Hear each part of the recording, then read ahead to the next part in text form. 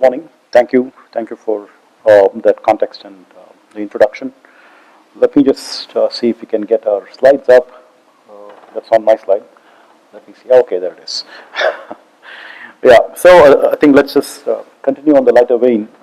So people in Bangalore are habituated to thinking about traffic congestion, and then when we talk about what I'm discussing today, the next immediate question that you're going to ask is, "Hey, what about traffic congestion in the skies?" Right? So, so we will actually that's what I'm hoping we will address partly in this particular talk. So let's just get going. Incubated at IIT Madras, the ePlane Co. is building India's first and the world's most compact flying electric taxi, with a vision to make flying ubiquitous. Founded by Professor Satya Chakravarthy, we're the first private Indian company to receive DGCA DOA. Our team has designed, developed,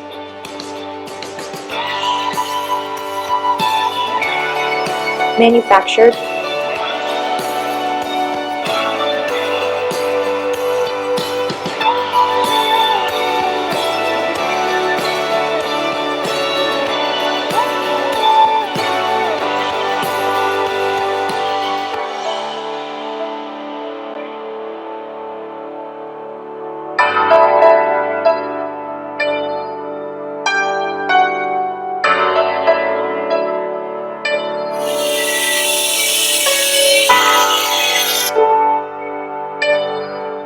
assembled, and tested. ATVA, India's most sustainable fixed-wing hybrid eVTOL drone. Optimal for imaging and logistics applications. Now ready to be commercialized. E50, the subscale prototype of the flying taxi, has been tested and successfully flown. It's India's largest drone, 3 by 3 meter size. Now building the passenger flying taxi first prototype. Further prototyping and flight trials for certification, we've built autonomous flight paths for collision avoidance. We'll set up autonomous ATCs for safe landing. On vertiports, on vertihubs, and on vertive stops, you can fly on demand by booking the ePlane on your phone at accessible pricing. Fly in the world's most compact air taxi soon. Built in India for the world. Good. Let's just move on. I'm glad that actually the video worked. Many times we have technical glitches. So just to give you an idea of what we are talking about, this is actually going to be fitting into a larger scheme of things called advanced air mobility. And when we do that, we're actually having an integrated approach across drones, eVTOLs, and general aviation. General aviation is actually, again, a general term for commercial aviation as well as private jets and so on. And eVTOLs, in this case, is actually electric vertical takeoff and landing aircraft. That's a new form of mobility that's actually getting developed around the world. And it's meant for urban air mobility, that's in short UAM and maybe short haul mobility in the suburbs or in rural areas, remote places and stuff. So what we're going to be presenting here is actually more about the eVTOLs, which is actually the new kid in the block or the next big thing, as we would say. And we will specifically be thinking about how to roll this out in India and how they integrate with the other two and so on. This is what is probably what it's all about.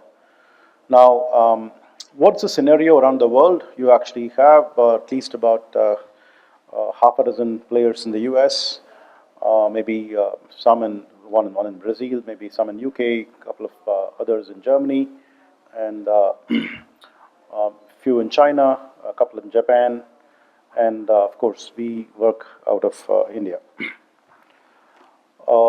Across the world, I think there is a significant amount of investments that's been done on the certification, the aircraft development and certification process. And there is an emerging sector on UAM infrastructure that's also actually gaining attention. Much less funding at the moment, but this will actually probably take off. And the anticipation is that these things will actually become operational sometime around next year. But this next year has actually been kind of like every year it's the next year, the last few years, but we are always finding ourselves getting closer to that. So hopefully it will converge, and maybe one of these next years will actually become that year. Yeah. So in the Indian context, I think what we find is that India actually needs this the most when compared to most other countries. In fact, when you now look at the term advanced countries, advanced is actually like a past tense, right? That means that they have already advanced, so they don't need these kinds of things, right? So the advancements that are actually going to happen are needed in a emerging economy or a. Oh, I think it's okay, right? I mean, yeah. So I think we have estimates that people actually spend more like about 3 years of their lives stuck in traffic. I think it's no introduction to people in Bangalore or Delhi or any of those places. And of course, it also actually applies to cargo, and that leads to significant amount of fuel wastage and emissions and all of that stuff. So what we did was we wanted to actually understand what's the India story about this, because there has been quite a bit of market study on the rest of the world, and there has been very few people focusing on India. And we commissioned a study with Frost and Sullivan, where they actually did a primary research across about 12 cities, all the way down to tier 3 cities in India, in different parts of India. And they validated some of the previous studies in terms of the global TAM being like upwards of about $1 trillion by 2040, and India would actually command a TAM of about 200 billion. That's about 20%. US would be about 23%, and China would be 26% is what the estimate is. And on the right-hand side, you'll actually see that more than 3/4 of the people that were the respondents actually were enthusiastic about air travel in India. So the India story is actually the best in this case. There was a McKinsey study in 2021 that actually showcased that across about 6 countries in the world, Indians were the ones that were actually warming up to this a lot more than anybody else. And so this shows like a lot more granular level data across these 12 cities and so on. That's summarized in the next slide, where we are actually talking about 4 things: access, operation mode, service type, and capacity. And we have answers that actually were our hypotheses that you need to have something that's extremely compact, that lands as close to you and takes you off, and then lands where you want to go to, and it has to be human piloted. That's a topic of today.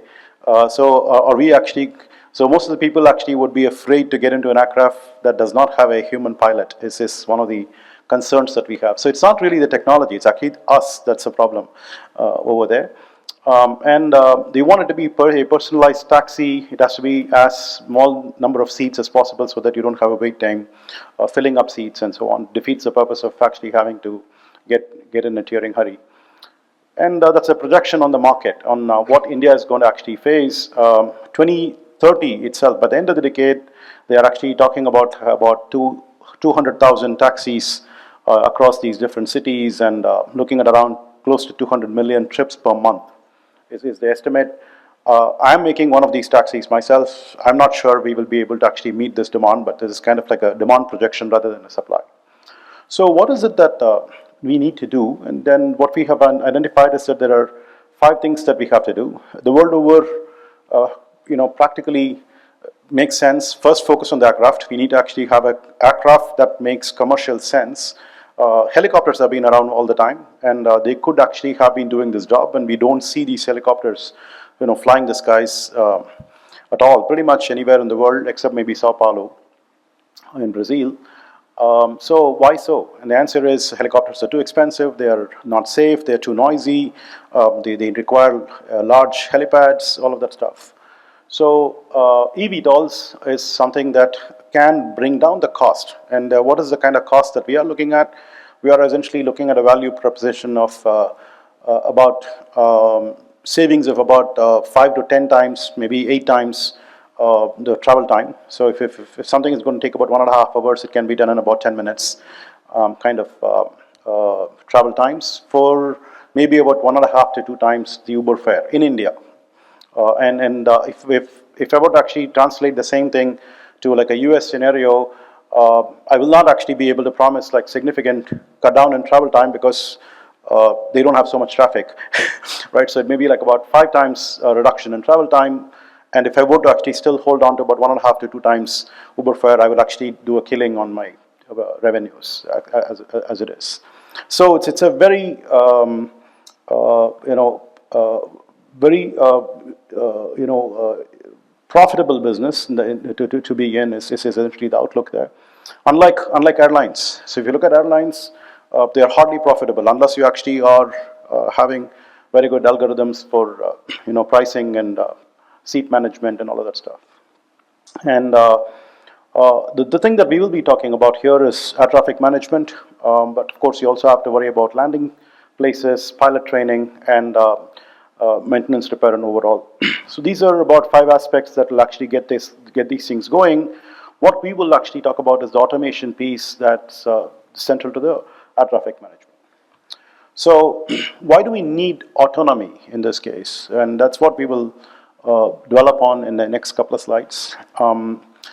The UAM industry, the eVTOLs and the UAM industry is actually going to be a new industry that straddles between the automobile industry and the aviation industry. We are neither the large planes that are flying airport to airport, nor are the cars that are actually parked in your garage.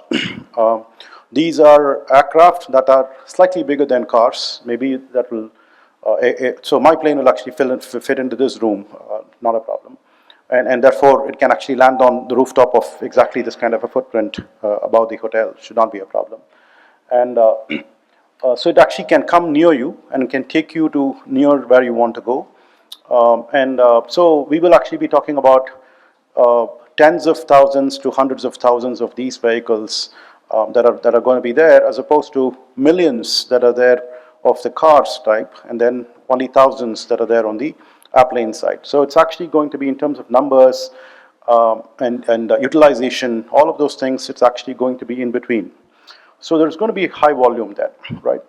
So that's the estimate that we have about what would we expect for about 2040 in just India itself. So let's assume that we need to have at least about 2 pilots per day per aircraft, right? So if they are working like about 6 to 8 hours shift, and then you're actually doing about let's say morning to evening, sort of morning to night sort of time frame, even if you assume like just about 2 pilots, it's beginning to think about like huge number of pilots, or say a huge amount of pilot training and availability will become very difficult. And the operational cost of the aircraft will be high because of the pilot expenses. In fact, our estimate is if I have a human pilot, I can actually bring down the fares of electric planes by 50% of what they are today, and that's the reason. So I'm actually fond of electric planes, having spent about 30 years doing combustion myself, and then kind of had this epiphanous moment saying that we need to actually go electric. Not because of the environment, not that I don't care about the environment. I think the Indian approach, in my view, is that we care about the planet so long as it's actually good for the pocket, right? That's actually a very practical view that we need to take about it, instead of saying that because we have screwed up on the planet, we need to pay for it and so on. So is there a smarter way by which we can actually pay less for being sustainable?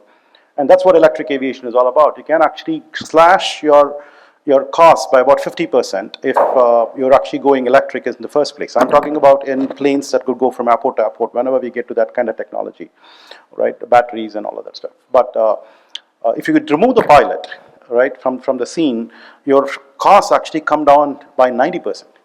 And therefore, you're actually slimming down. Imagine that you can actually go from Chennai to Bangalore for a cost that's actually less than Vande Bharat. Right, and much shorter times. That's the kind of thing that we are looking at. So the scaling of operations in such high numbers, right, with skilled pilots is actually a bit of a challenge there. The next problem that we actually have is finding and certifying human pilots for all these aircraft is actually simply not feasible. eVTOLs actually have lesser operational costs due to fuel cost savings, less maintenance, and other advantages over conventional aircraft. Like heli services. and to lower the overall cost to passengers on a per passenger basis, right, on a per mile basis. We need to actually have, we try to see if we can get pilots to be out of the picture, or actually try to get down the operational expense there.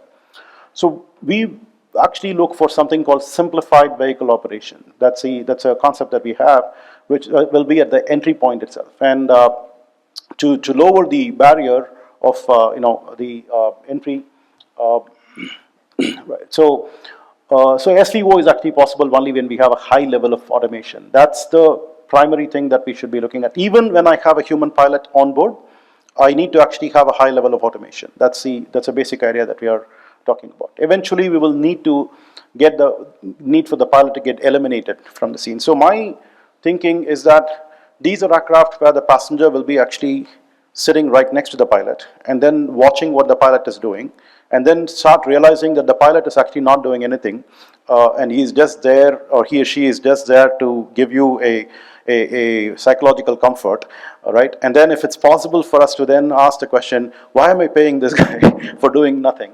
And that's when we will actually have this societal transformation that starts accepting pilotless travel.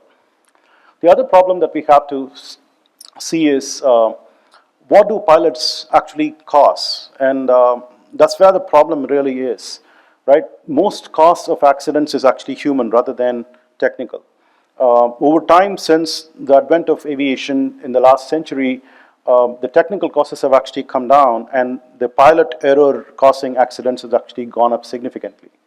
So we believe that autonomy is actually one most critical element that for these eVTOL success.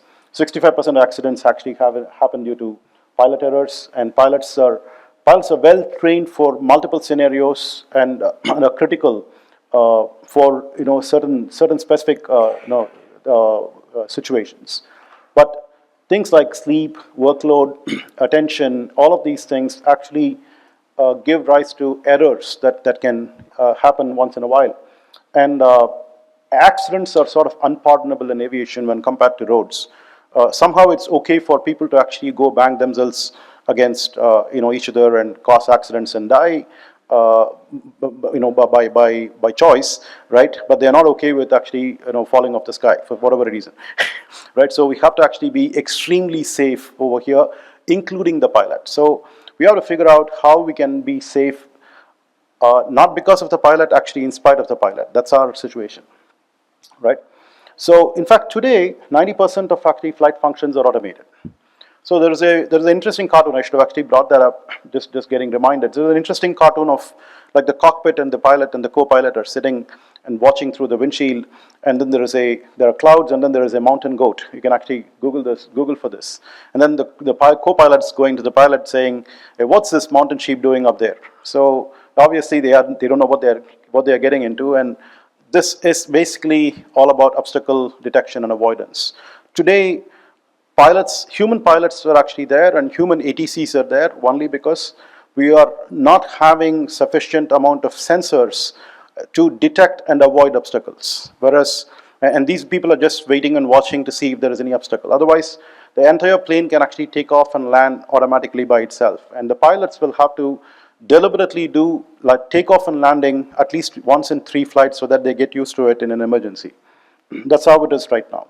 So there are significant existing technologies and improvements that have been constantly happening on the one side, and yet we also have on the other side things that are yet to be developed, and that's what we'll actually be going through. One of the things that's already there is advanced collision avoidance systems, ultra reliable data link and communication, precision navigation systems, highly reliable fly-by-wire and autopilot, and state-of-the-art surveillance systems. But on the other hand, sensors-based detect and avoid, and landing guidance, GNSS, and precise weather information. And this precise weather information is something that we are actually worried about, because when you now have a lot of these skyscrapers and you have winds, there are a lot of these the wakes of these buildings that will actually give rise to a lot of vortices. And these vortices could actually be as big as the aircraft itself. And that's something that we are actually worried about. So is it possible for me to actually get local wind conditions, with weather radars and so on? So right now, the regulations do not require us to actually put a weather radar in our aircraft, but we do because for this particular reason, right? Airspace conflict resolution, that's something that we'll have to worry about. So we do actually, the basic sensor that actually goes in an aircraft is an ADS-B transponder, for other cooperative aircraft. But we actually also have other suite of sensors called like onboard radars for non-cooperative aircraft and other objects, and onboard camera, other aircraft flying or stationary objects, and other onboard lidars, other aircraft or flying or stationary. So we will be able to detect a multitude of different obstacles around in a 360 steradian. I don't know how many of you remember from your that momentary time in your high school where you actually thought about solid angles, right? So it's not 360 degrees, it's actually 360 steradians. It's top, bottom, left, right, front, back, everywhere. So, so the idea here is detection, situation awareness, and action. Right, that's what we want to do. So the architecture here is at the center of the whole thing is actually the flight control system, right? And on the top, we are actually looking at what the onboard pilot interface would be in the displays and the control stick, where you'll have an intelligent cockpit display and the flight management system and the avionics and comm and control sticks and all of that stuff. The flight control system itself actually has the aviation, the avionics, which is navigation and surveillance, control surfaces, and electric propulsion. But below here is actually right at the base, at the bottom, you actually have these autonomy computers and the detect and avoid sensors. So the detect and avoid sensors essentially sense and give inputs to a autonomy computer on board, and the autonomy computer actually computes what's the obstacle course that you are actually after and informs the flight controller, and the flight controller now will have to actually take evasive action corresponding to that in terms of doing a in situ trajectory recourse that it has to take in order to avoid the obstacle and so on. So the technology development that we actually foresee is piloted aircraft with current state-of-the-art like TCAS that's already there, and improving, or highly automated flights in all flight phases, pilot assist features, which is enhanced synthetic vision, sense and detect and avoid in place of see and avoid, and full autonomous flight. Right, I'm having a hard time reading without the pilot on board. Right. So how do you expect this to actually happen? And we see this happening in about 4 phases. One is, first of all, human in the loop, which is like human works with machine, human decides the action, all of that stuff. The next thing is human on the loop, which is supervisory involvement, which is like 1:n mapping. Is it possible for me to actually have even one remote pilot that is actually watching multiple aircraft, right? So which is supervisory. In fact, what we are currently looking at is right away a situation in between 1 and 2, where there is an onboard pilot who is essentially having a supervisory role. Otherwise, he or she does not really have to do anything particularly about piloting. And the third level is actually human above or over the loop, which is like strategic and high level inputs, and then human out of the loop. And that is basically completely autonomous. When we say completely autonomous, we are actually talking about not only the aircraft that is completely autonomous, but the entire air traffic control is also actually completely autonomous. That's actually the end state that we will have to go to. And all of that stuff does not mean that the human is disappearing. The human is actually finally my customer, first of all. But there are a lot of humans behind the loop, right, trying to do all of these things. And that's what we want to essentially get to. So that takes us to how are we going to do the airspace management? That's the second part that we have to look at. So what we expect is that the UAM, the urban air mobility piece, will actually sit within this advanced air mobility with a corridor specifically for it. The lower corridor is actually for the drones, the upper corridor is actually for general aviation, and then you have a slice in between that is actually meant for urban air mobility.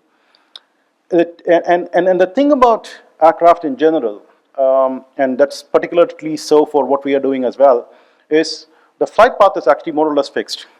You're always going to do only this. You're going to take off vertically and then start climbing in an inclined climb.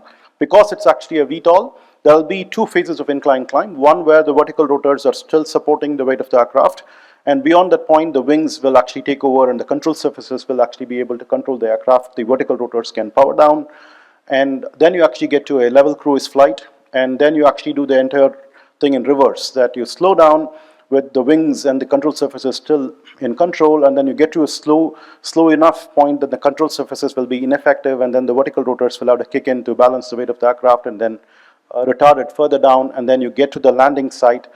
At the landing site, you want to actually be able to precisely land exactly on the landing site within a couple of centimeters.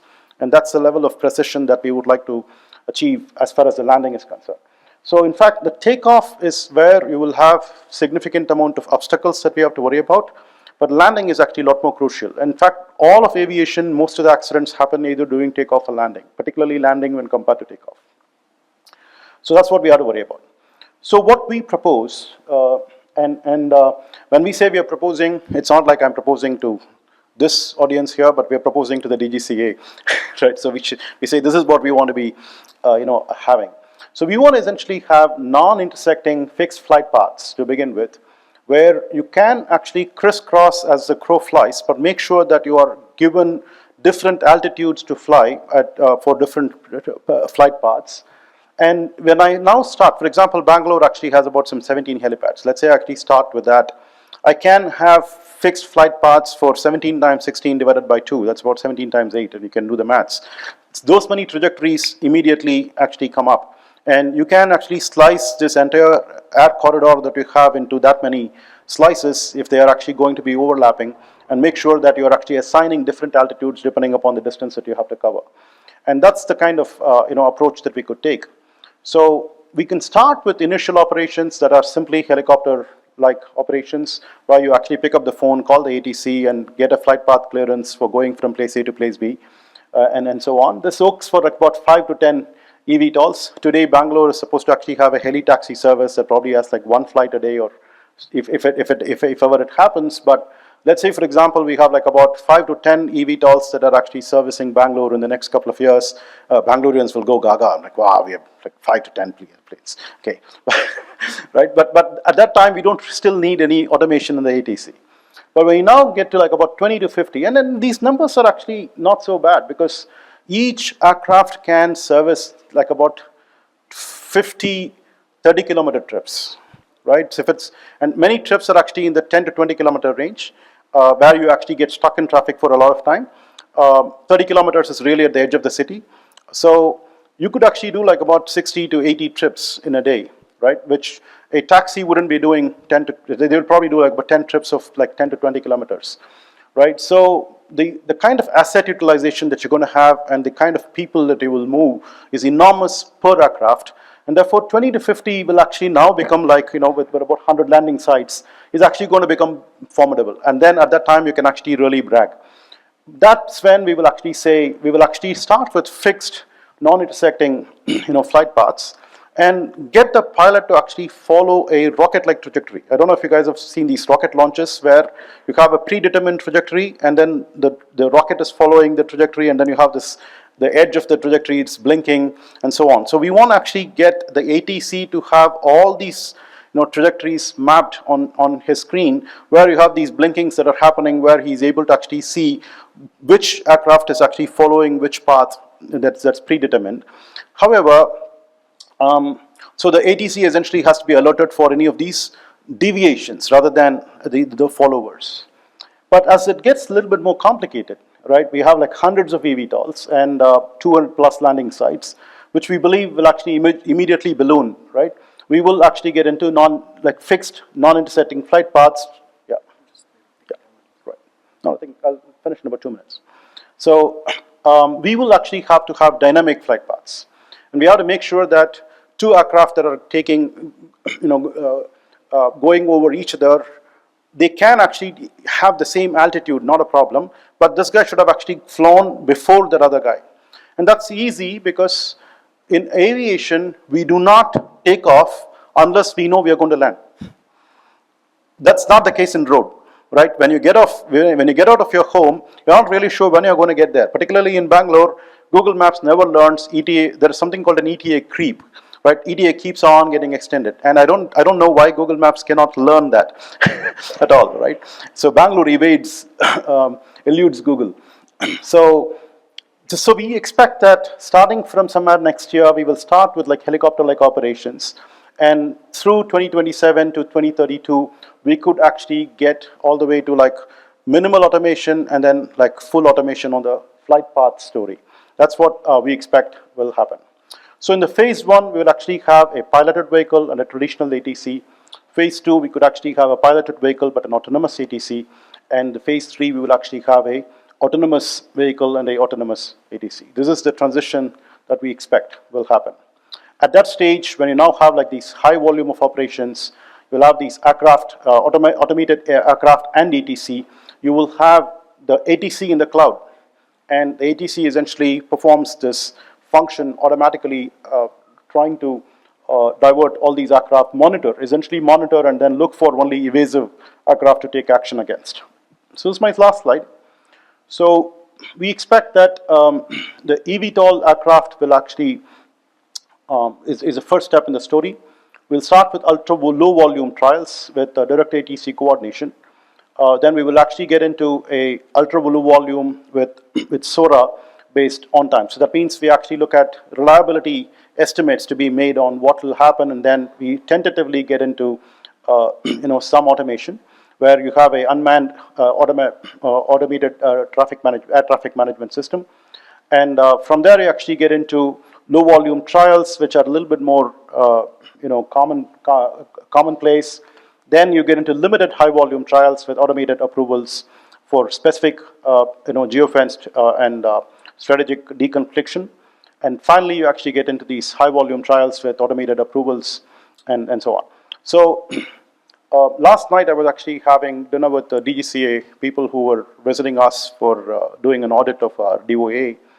And I was telling them that I'm actually going to be in Bangalore this morning, and I had to actually tell them the topic that I'm going to be talking about tomorrow will really amuse you. We are actually going to be talking about automated autonomous aircraft and automated flight paths, and that guy really laughed.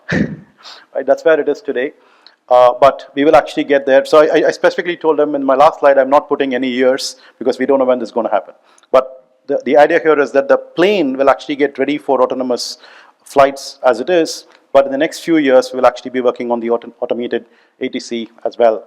And it's all about reliability assurance to not only the regulator but also to the general public. So fasten your seat belts for an exciting future. Thank you so much for listening.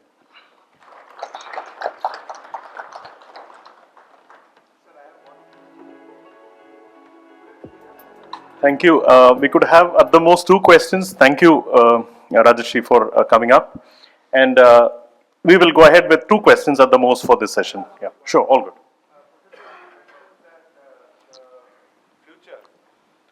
The ATC will be in the cloud. Now, cloud has that, always that latency problem. Correct. It will not be real time. So, can a ATC really operate off real time? Yes. We will always have redundancies. So in the sense, we can actually have double the capacity to make up for the latency. And latencies are not actually terribly bad today when compared to what human ATCs can do. So it's really a question of, can we do better than the human ATC? That's what it's all about. Okay, that's the way you're absolutely. Yeah. Yeah.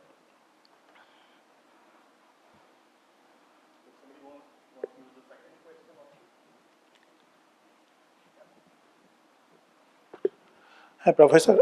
Basically, I just want to understand that is there any limitations on the range of these aircrafts? And another thing is, some time back, there was a helicopter service from Electronic City to the airport, but then it was, because of the price constraint and other things, it got scrapped. So is there is any significant drop in the prices, which from the customer perspective, we are looking for? Yeah. Technology-wise, definitely we are quite ahead, and definitely we can do that. Yeah, so both those questions are actually coupled. So it's primarily because of the price that we need to actually go electric. Today's helicopters are actually way too expensive, and that's the reason why that doesn't work. So we want to essentially be able to offer about 1.5 times the Uber price for about 8x reduction in travel time.